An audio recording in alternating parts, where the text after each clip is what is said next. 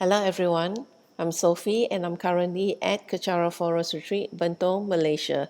This is the book that I'll be reading from, Tales My Lama Told Me by Pastor David Lai.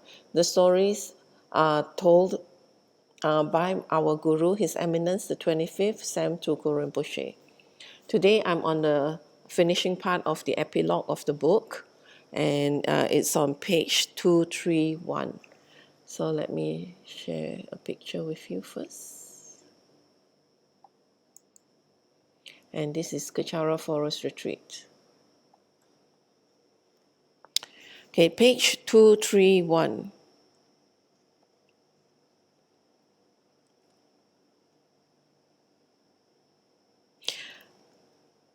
I dedicate so that you may follow a single path sincerely. I cannot dedicate towards anything else because if I dedicated it to myself, all would have been wasted. If I dedicate it for everyone else, it would not be wasted because that quality of thinking for others is what we need to achieve in order to become a Buddha. How can I make a dedication towards something that is opposite of a Buddha's qualities? Therefore, in order to become a Buddha, I must dedicate it according to the path of the Buddha. Cause must resemble the result, and the result must resemble the cause. This is the universal principle of karma. So it is because of that there is no other way I can dedicate my efforts. I think that it is more courageous to make a dedication to others and less courageous to dedicate towards oneself. If you make a dedication for others, the results may take longer to come to fruition, but the results would then be permanent.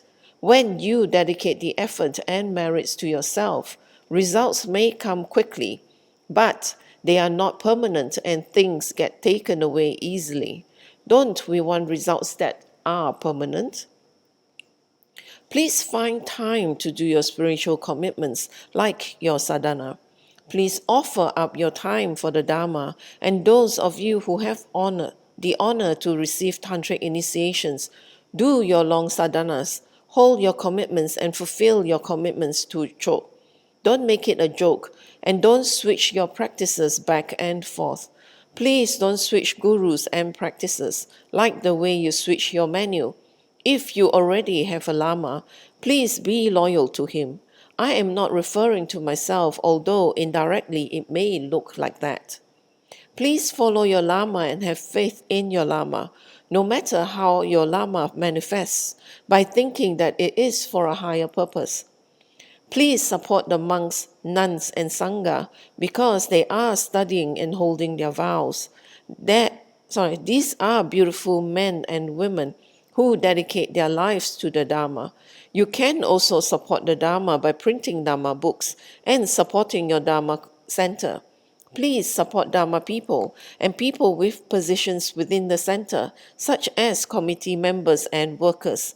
If you have the great fortune to work within the Dharma center, please do the job that you have committed to well. Don't complain about other people not doing their job. Please don't complain about that no one taught or showed you what to do and that you don't know anything. That may be true, but if that is the situation, think of how we can work to turn it around. That is the secret. If your Lama has called upon you to do things, please do it because he has dedicated his merits towards you and he has asked you to do something. You can be sure he is at home secretly making offerings and doing pujas to empower your work. You can be sure of that. Every Lama would be doing that. So if the Lama has asked you to do something, do it from your heart. Even if you fail, you won't really have failed because it might have been your attitude that he is trying to transform, or he may be trying to transform your perspective and work. We may not be able to comprehend what he is trying to do for us, but definitely if the Lama calls upon you to do work, please do not refuse or reject the work. It will change your karma and destiny. It will definitely change what will happen to you later. Please have trust in your Lama if you believe that your Lama has no agenda. After you have checked your Lama out and you feel he has no agenda or that he has no negative ulterior motive, then when he calls upon you to do work, please do it.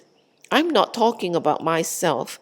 I'm talking about every single student out there who is blessed by the presence of a Lama in every lineage. When you do come across obstacles, it is with your Lama's blessings that you have a chance to purify your negative karma so that you can become stronger. This was what I was told by Kapje Lati Rinpoche, and I believe it. So when the Lama has asked you to do something, please do it. There could be a higher reason. There could be higher reasons and long-term reasons for it. So please do it. There doesn't necessarily have to be a mystical reason. It is just like a parent who tells his child what to do and can predict the outcome according to what his child does or does not do. The advice is simply given out of logic and care. A guru is someone who practices and knows the Dharma. He does not necessarily have psychic powers. I myself am not trying to pretend that I have such powers. You have spent the last few hours reading these stories. You spent all this time on something that could perhaps inspire you. This might even be your best investment for the whole month in Dharma. Why do I assume that? It's not because you are reading something by Sam Rinpoche, but because of the message embedded within each sentence. Please transform your mind, change your attitude, let go. Forgive those who have hurt you, and forgive yourself for your anger and anxiety. Please let go of your failures. You may have failed and are not now afraid to fail again. This is why people run away. They are afraid to fail again. Don't be so hard on yourself. Forgive your failures. Please don't run. Be generous with others. Share your good fortune and don't be calculative. The results can be harsh, so you should watch your speech. Anything that you say about another person will come back to you. If that person is realized, practiced, or holds vows, the result will even be stronger because because of the nature of the person. Please hold on to your tantric, bodhisattva, and refuge vows. You should hold these vows as more precious than your own eyes, and do what your Lama has requested of you.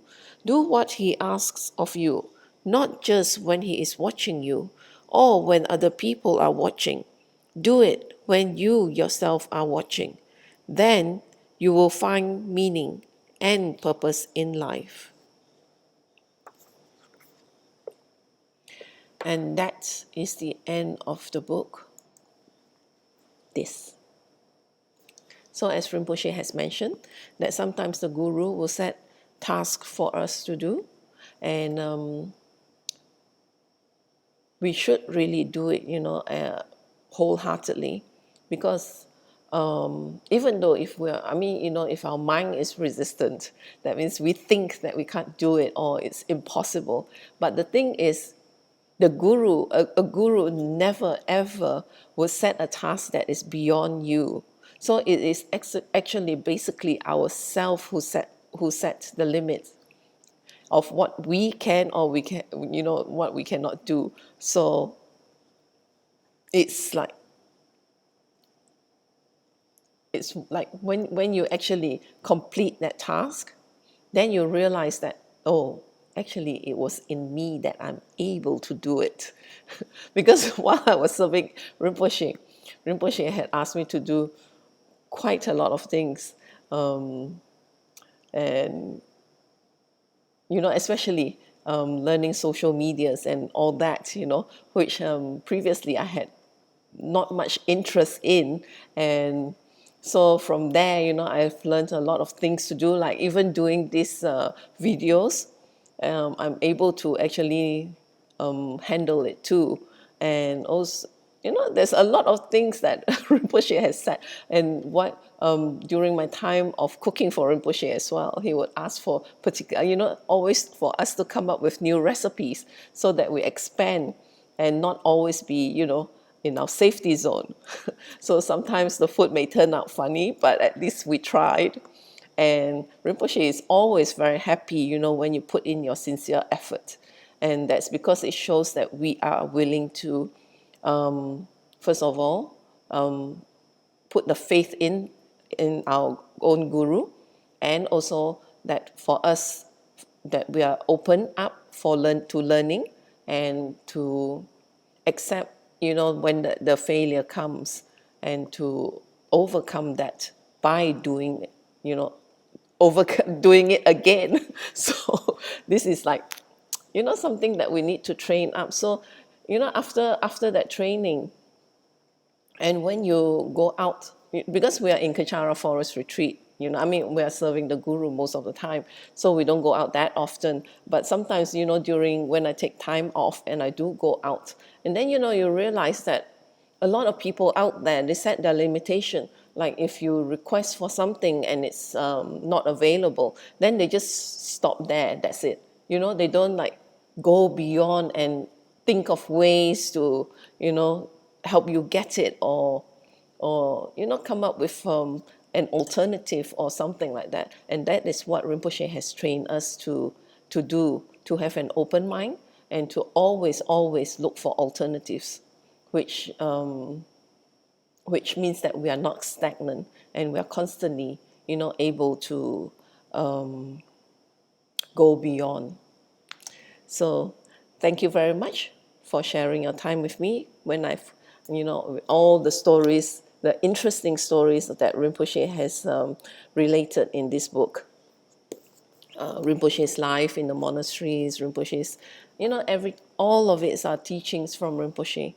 And so if you do have a chance, get this book. Tales My Lama Told Me. You'll never be bored. Okay, anyway, thank you for sharing. And my next sharing, I'll be moving on to a new book to read. And let us complete this with a completion dedication in English. May the precious body mind where it is not born arise and grow. May that bond have no decline but increase forevermore. May the precious emptiness where it is not born arise and grow. May that bond have no decline but increase forevermore. May this merit accumulated by myself and others beneficially serve all sentient beings and the Buddha Dhamma, and especially may the essential teachings of the unerring Master Tsongkhapa become clear and enduring. In all my rebirths, may I not be parted from perfect gurus. Let me enjoy the abundance of the Dhamma, perfecting the quality stages and paths. May I quickly attain the rank of Vajradhara Buddha. By this virtue, may I quickly realize Guru Buddhahood and transfer each sentient being into that enlightened state. May all conducive conditions arise and all obstacles be pacified in order to increase infinitely the doctrine of the spiritual king Tsongkhapa. By the merits of the 3 times of myself and others, may the doctrine of Lama Tsongkhapa blaze forever. At dawn or dusk, at night or midday, may the 3 jewels grant us their blessings. May they help us to achieve all realizations and sprinkle the paths of our lives with various signs of auspiciousness. May the holy teachers have long lives. May the enlightened activities be fully displayed in the 10 directions. And may the brightness of the teachings of Lama Tsongkhapa continuously dissipate the veil of darkness covering the beings of the 3 realms. In this land encircled by snow mountains, source of every benefit and joy, may Lord Tenzin Gyatso Chenrezig remain in this life until samsara's end. Whom grant me here and now appropriate attainments without exception. Grant increase of the entourage, teachings and wealth, O mighty Shukden. So thank you for joining me, and do join me again for my next session as I move to a new book. Thank you.